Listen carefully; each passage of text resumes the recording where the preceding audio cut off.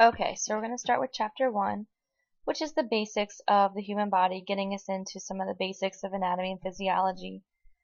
What is anatomy? Anatomy is the what? That's the body structure, that's all of the parts. All of the parts of our body is the anatomy. For the most part, that's what you're going to be covering in lab.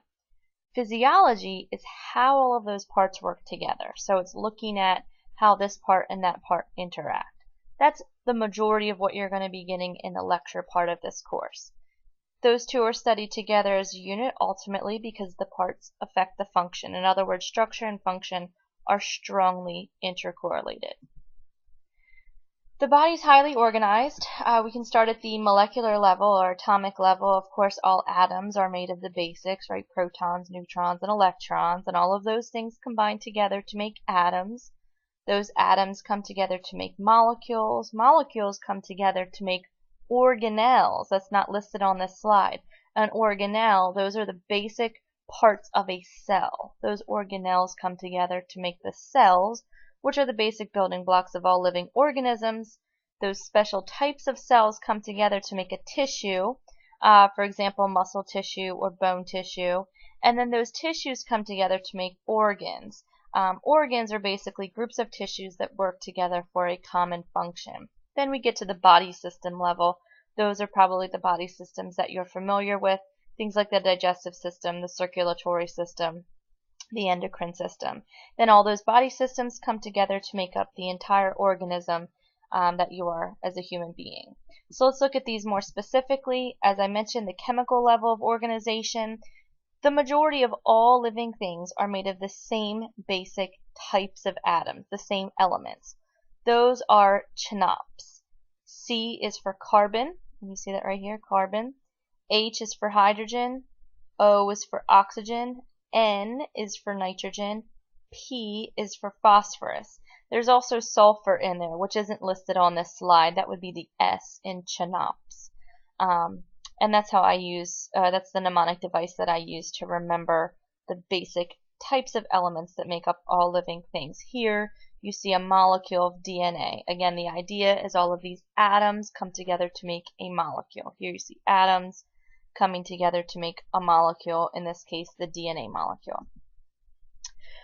As I mentioned before, all of those atoms and molecules come together to make types of cells. And in this case, we're looking at a smooth muscle cell, but we could be talking about a skin cell or a liver cell, right? All cells carry out the same types of reactions in order to support life. Those cells come together to make tissues. In this case, we have a smooth muscle coming together with other smooth muscles to make a muscle tissue, in this case, smooth muscle tissue. This would be the type of tissue that you would find maybe inside your stomach or inside of a uterus. That's smooth muscle. Tissues are groups of cells that work together for a specific function. When we get to the organ level, like in this slide, we now have put different types of tissue together. So if we look at something like the stomach in this slide, you see that there's actually a connective tissue membrane or an epithelial tissue, a covering on the outside. Then you have muscular tissue here. And then we have another type of epithelial lining or covering on the inside. We put all of those organs together to make an organ system. So if we put all of those smooth muscle and epithelial tissues together in the stomach, and we can put the stomach together with, say, the liver, small and large intestine, and now we have the digestive system. So the system level of organization is where we put all of the organs together to perform a common function, in this case the function of the digestive system, to break down our food and give us energy. We get to the organism level once we throw all of our body systems together. So we're going to take a closer look at all of our body systems. We'll start with the integumentary system. This is our skin system, skin, hair, nails. Hair and nails are considered accessory structures. We'll look more specifically at all of these body systems later on in the semester. The overall function of the integumentary system, first and foremost, it's our outer protection. Most people don't realize that it's also there for body temperature regulation, and we'll look at how that works when we look at the integumentary system later on this semester. It also helps eliminate metabolic waste through oil secretions, sweat secretions, etc. Skeletal system, these are our bones and the joints. This, of course, forms the framework for all of our muscles to attach. This is also where blood cells are made, and our bones store the majority of our minerals, right? Calcium, all stored within our bones. Our muscular system is only composed of our skeletal muscles, as we'll look at specific types of muscle tissues later. This is ultimately for movement. It's also for heat production, which we'll look at later. It's not listed on this slide, but the muscular system also generates heat for our body. And we'll look at all these muscles. Don't worry, you'll get to know all of them nice up close and personal before the end of the semester. There's also the nervous system. This is our brain, spinal cord, and all of the peripheral nerves that carry signals throughout our body. So it's bringing information in from the outside of our body. This is how our body knows that it's hot or cold outside. This is also how our body communicates between structures. So our brain will send a signal to our arm or to our legs so that we can move. Communication and coordination between body systems is also integrated through the nervous system. This is how, say, the digestive system communicates with the brain to say, hey, we're hungry, and then you will realize that you're hungry, and then you will go and eat something. The endocrine system is also a form of communication throughout the body, but instead of using special signals or electrochemical signals like the nervous system, the endocrine system uses glands and hormone secretions, things like the hypothalamus, pituitary, thyroid glands, some of you may be familiar with, the adrenal glands, the pancreas. Those are all glands that secrete hormones that work on specific areas of the body. The main job is to coordinate different body activities and to serve as communication between parts of the body. We have our cardiovascular system, which is our heart and all of our blood vessels, ultimately pumping oxygen, removing waste from throughout the body. Also is a defense mechanism, right? All of our white blood cells floating around in our blood, helping to respond to pathogens. So we'll again look at all of these body systems in more detail later on this semester. The lymphatic system, a lot of students forget about the lymphatic system. It is kind of a secondary circulatory system. As you can see here, all of the vessels spread throughout the body, much like our veins and arteries are.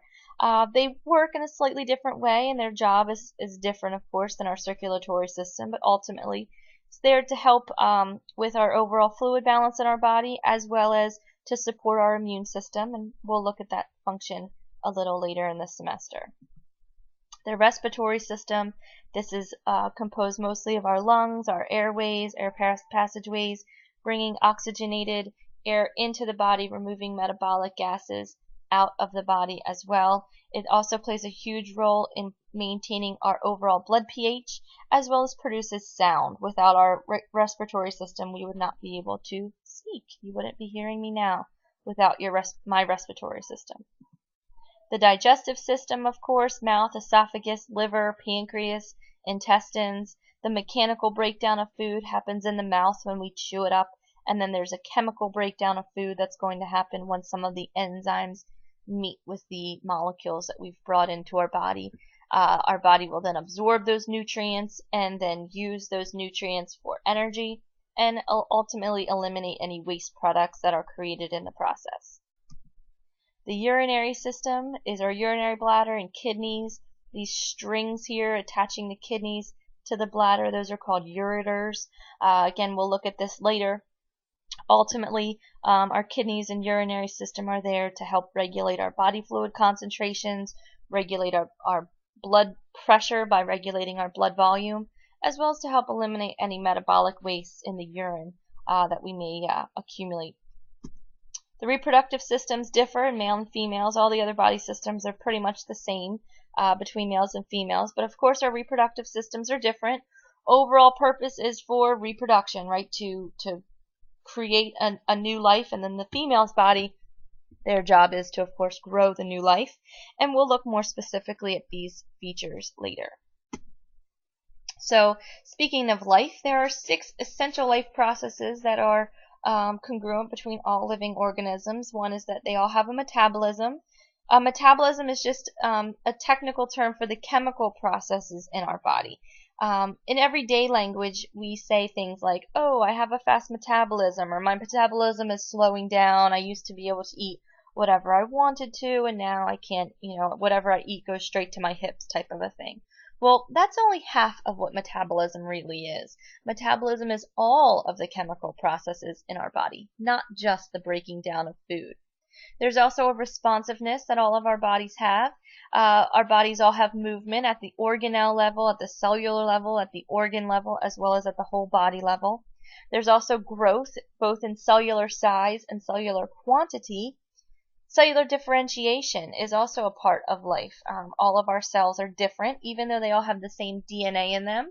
A liver cell acts like a liver cell, a skin cell acts like a skin cell, a blood cell acts like a blood cell. That's called differentiation.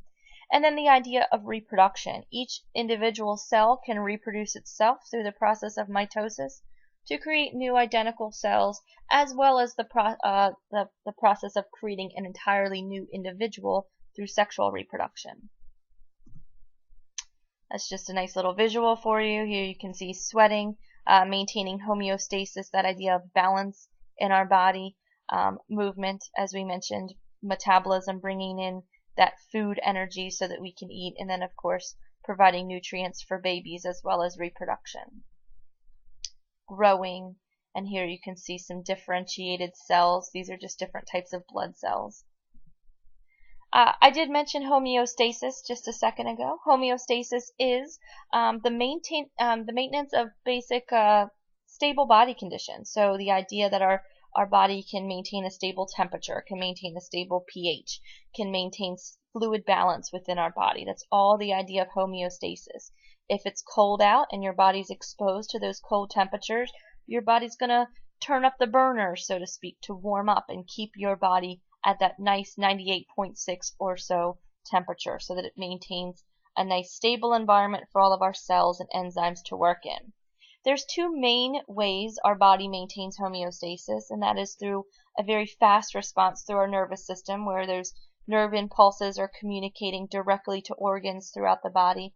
And there's a slower response indicated through our endocrine system. Our endocrine system is secreting special hormones which will go into the blood, and then those hormones go to the target organs, and from there a response will be generated. So there's two main ways of homeostatic control, through either the nervous system or the endocrine system. There is a video here that you can click on as you view this PowerPoint by yourself, which goes through communication, regulation, and homeostasis. Speaking of homeostasis, there is a system put in place by our cells and our body as a whole to maintain homeostasis, and that is the idea of feedback. So you have these stimuli that come into our body, as I mentioned, going outside and it's very, very cold out. That's going to tell our body that we need to turn up the burners, so to speak, to keep warm. So the stimulus in this case would be that cold air or that cold temperature on our skin. The special skin cells, those thermoreceptors in our skin that receive those temperature signals, are the receptors. Those receptors are going to tell the control center, in this case our brain or central nervous system, hey, it's cold out there. So the control center is receiving the input. And then it's going to tell the rest of our body what to do. It's going to send out commands. And again, those commands can either be through the nervous system or the endocrine system. In this case, we're talking about temperature regulation. That's going to be done through the nervous system. So our brain now receives the signal from those receptors that, hey, it's cold out here. Our brain, which in this case is our control center, is going to say, okay, we need to start shivering, or we need to get goosebumps to start generating heat. So those nerve impulses leave the central nervous system, go out to our peripheral effectors, like the muscles in our arms or the little muscles attached to our hairs on our arms, and we will then start shivering or get goosebumps. And that would be the effector, receiving the output command to produce a response. Here's a general slide telling you basically what I just told you. So the stimulus is going to alter homeostasis. You get that cold breeze in there. The receptor is going to receive it and provide information to the control center. The control center is then going to respond, and then the effector is going to carry out whatever response that was set forth by that control center. There's two main feedback mechanisms in the body. What I just described to you, the idea of temperature changes, that would be an example of negative feedback, what you see here in the middle of your screen, negative feedback. So let's take a look at this example here with blood pressure. You have a stimulus disrupting homeostasis. In this case, we have increase in blood pressure. You're getting really nervous about an upcoming test, or you just ate a really sugary or salty meal, so your blood pressure is going up. So you have specific baroreceptors. Those are your blood pressure receptors that are within your blood vessels. They say, whoa, what's going on with the blood pressure? It's getting a little high. It's going to send that signal to specifically the hypothalamus within the brain, a control center within our brain, and say, hey, our blood pressure is getting high down here. What should we do? So the brain, which is in this case is our control center, is going to send an output signal to our heart. And the heart is now going to have a decrease in contraction rate. The heart rate's going to decrease because the pressure is elevated. A decrease in heart rate is going to help counterbalance that increase in blood pressure. So that's going to cause a return to homeostasis, and then we get back to normal unless the blood pressure continues to rise, and then this cycle continues to occur until you need to get on medication, right? A positive, well, let me talk one more minute about negative feedback. This was called negative feedback because our effector, in this case, our heart rate down here, that's negating the stimulus. The stimulus in this case was high blood pressure, and what did our effector do? It negated or turned off the stimulus. It stopped our blood pressure from rising. In other words, it stopped that high blood pressure from telling the receptors that there is high blood pressure. So it negated the stimulus, hence negative feedback. It's not called negative feedback because it's a bad thing or it does the opposite. It's called negative feedback because it negates or turns off the stimulus. The opposite of negative feedback is positive feedback. Here you see an example of that baby's head jammed down into the cervix, increasing and stretching the cervix. That is going to tell those special stretch receptive nerves that are within the cervix to say, hey, we got a head here down by the cervix, and the brain says, whoa, that means the baby's ready to come out. So what's going to happen? Special effectors, in this case oxytocin, which is a hormone, is going to travel down to the muscles of the uterus. The uterus is going to contract. With that uterus contracting, that baby's head is going to push on the cervix even more. As that baby's head pushes on the cervix even more, look what happens over here with this positive feedback loop. It's going to increase the stimulus. So in negative feedback, we had our effector turning off our stimulus or negating our stimulus. In positive feedback, we have our effector, in this case, these uterine contractions, encouraging the stretching of the cervix, encouraging our stimulus. So that cervix is going to stretch even more. Tell the brain, whoa, our cervix is stretching even more. Okay, we need to release more oxytocin. Releasing more oxytocin is going to bring around more forceful uterine contractions, more stretching of the cervix, etc., etc., etc., until ultimately, boom, the baby is born. And once the baby is born, there's no more stretching of the cervix, there's no more uterine contractions. That cycle has been stopped. The difference between positive feedback and negative feedback is positive feedback is bringing on or encouraging the stimulus, whereas negative feedback is negating or turning off the stimulus. Another example of positive feedback in the body is blood clotting. You get a cut, your body starts bleeding, and then the clot and your platelets start to coagulate and form a clot or form a platelet plug until the blood has stopped leaking out of the blood vessels, and then it's done. Positive feedback is kind of like a little cheerleader in the body, and you can almost imagine that with the example of child labor, saying, come on, come on, come on, you can do it, you can do it, you can do it, until the baby's born. And so that would be an example of positive feedback. This is just going through exactly what I just explained here with negative feedback, the idea of reversing a change in the controlled condition. So in other words, negating or turning off the stimulus. Here's another animation for you that you can run at your leisure. on temperature regulation, kind of the same example I used before, and blood pressure regulation as well for negative feedback. Here's a close-up view of that positive feedback. Remember I said that positive feedback is going to strengthen the change or kind of encourage the change or be a cheerleader for that change. Think of positive feedback. Cheerleaders are very positive, bringing on the stretching of the cervix to bring on childbirth. And here you see a video animation of that process. So ultimately, why do we have these homeostatic mechanisms? Why do we have positive and negative feedback? It's all about bringing our body back to a steady state, bringing our body back to homeostasis, bringing our heart rate back to normal, keeping our blood pressure at normal, keeping our hormone levels at normal. That way everything is working at peak performance. Of course, aging and disease are all ultimately disrupting homeostasis. Homeostatic mechanisms decline with aging.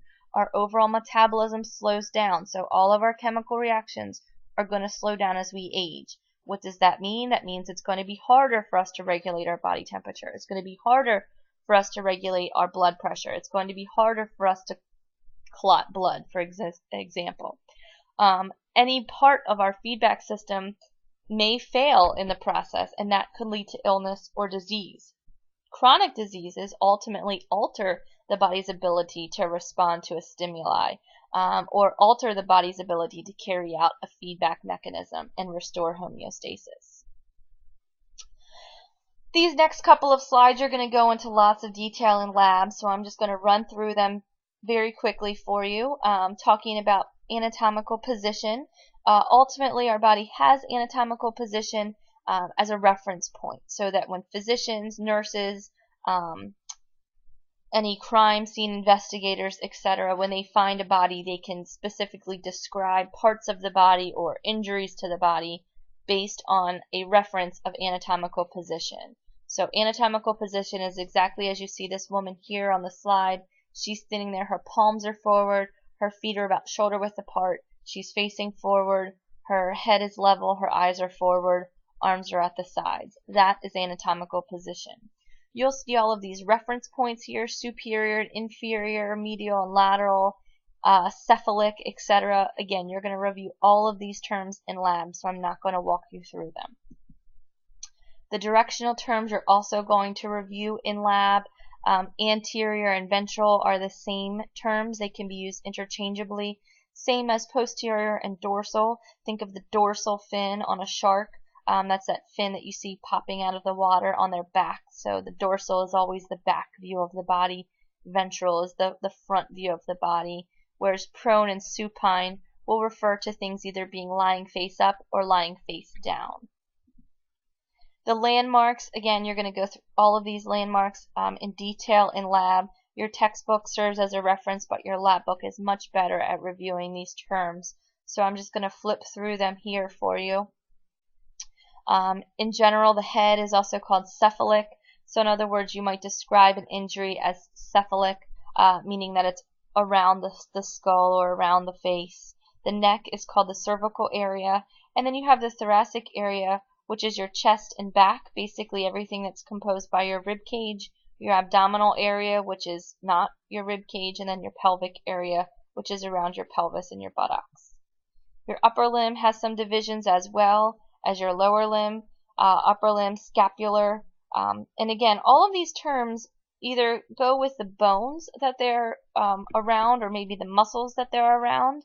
And so these terms will literally come back to haunt you if you don't master them now. You're going to be learning blood vessels and nerves and parts of the body later.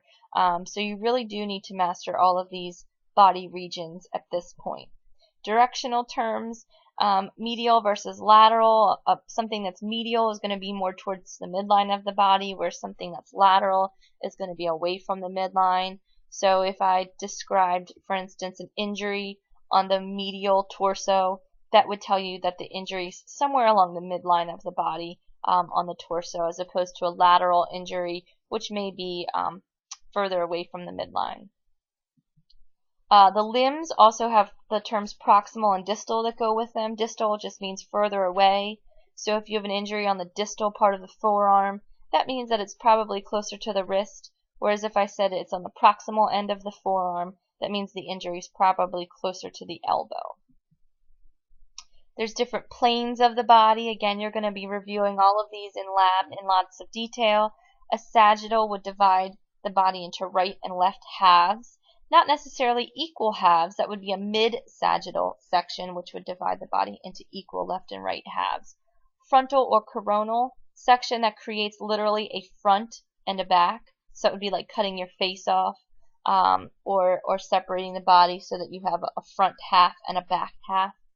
A transverse section or a horizontal section would be like chopping your head off or cutting your body off at the waist. That would be a transverse section, as opposed to an oblique section, which would be taking a diagonal cut across the body. And these terms I just explained to you. Sagittal is right versus left, frontal and coronal, transverse, oblique, I all just described to you. There you see them, the frontal plane, the transverse plane, an oblique plane down here on her calf area, and then you have a parasagittal, which is not centered, or a mid-sagittal, which would be right down the center of the body, right through the midline of the body. Here you can see those sections with a brain, so a transverse section of the brain, cutting the brain into top and bottom halves, versus a frontal plane, which would be cutting the front off of the brain so you can see inside of it, versus a sagittal, which would be separating the brain into right and left halves. Our body is also divided into cavities. The largest cavity on our body is the ventral cavity, so this is a cavity towards the front, right? Ventral and anterior both mean towards the front of the body. We can subdivide the ventral cavity into the thoracic cavity and the abdominopelvic cavity. The thoracic cavity can be further divided into the right and left pleural cavities, the pericardial cavity, and the mediastinum. The dorsal cavity, which is on the back, that contains the brain and spinal cord, so it can be subdivided into the cranial cavity and the vertebral cavity. Let's take a look at a picture to give us an idea of exactly what I'm talking about here. So this front area you see on this guy, that's all the ventral cavity. This blue area is the thoracic cavity. The green area is called the abdominopelvic cavity. The abdominal cavity is the area that's not enclosed by rib cage, and then the pelvic cavity is going to be down here within the pelvis. If we were to look closer at just the thoracic cavity, the area enclosed by our rib cage, we have a cavity around each of our lungs, so a right and left pleural cavity, then a cavity that surrounds our heart, so it's called the pericardial cavity, and then there's this other space inside our thoracic cavity called the mediastinum, and that's what you see right here. You can imagine maybe the esophagus and our trachea passing through this area, and that's exactly what it's for. This is also where lots of our blood vessels are passing through as they come out and branch off of the heart and come into the heart through this mediastinum area. The borderline between, lost my mouse here, sorry, there we go. The borderline between the thoracic cavity and our abdominopelvic cavity is a muscle that's kind of shaped like an umbrella. It's called the diaphragm, and it literally wraps just underneath of the rib cage, and that forms the floor of the thoracic cavity. Our dorsal cavity you can see up here, it's on the back of the body, can be divided into the cranial cavity, which is where our brain would be, and then the vertebral cavity, which is where our spinal cord would be within the vertebrae. This chart over here summarizes everything that I just said as well. All of our cavities are lined with serous membranes. The organs within our cavities are called viscera, so sometimes you'll hear the term visceral membranes. That all just means the membranes around our organs. So visceral organs are like our digestive organs, the heart, the lungs, all of our inner organs that are deep within our body. As I mentioned, all of our body cavities are lined by a special type of membrane called a serous membrane. A serous membrane is a special double-layered membrane. There's an outer layer to it and an inner layer to them, and we'll talk about those more specifically later. The three serous membranes in our body are the pleura, and again, there's a right pleura and a left pleura because we have a right lung and a left lung. The pleura are membranes that surround our lungs. There's the pericardium, which is the serous membrane that surrounds the heart, and then the peritoneum, which is the lining of our abdominopelvic cavity. Moving on to the divisions of our abdominopelvic cavity, it's basically a grid of 9 regions, and again, you're going to go through these lots in lab. You do need to know them, you should be familiar with them, and you should be familiar with the specific organs in each of these cavities.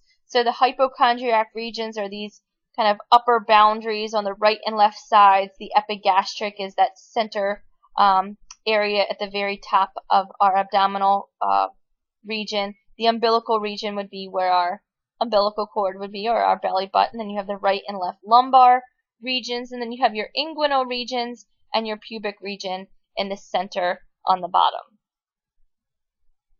Our body can also be divided into quadrants, not quite as specific, obviously, because there's only 4 of them as opposed to 9. So sometimes when you go to the doctor, if you're complaining of, say, a stomach ache, they might ask you which quadrant that stomach ache is in, and if it's in your upper right quadrant, then they can kind of narrow down the organs that would be affected, as opposed to your lower right quadrant, which organs are in there. So they're just specifically looking at which organs are within each of those quadrants so they can help get to a diagnosis.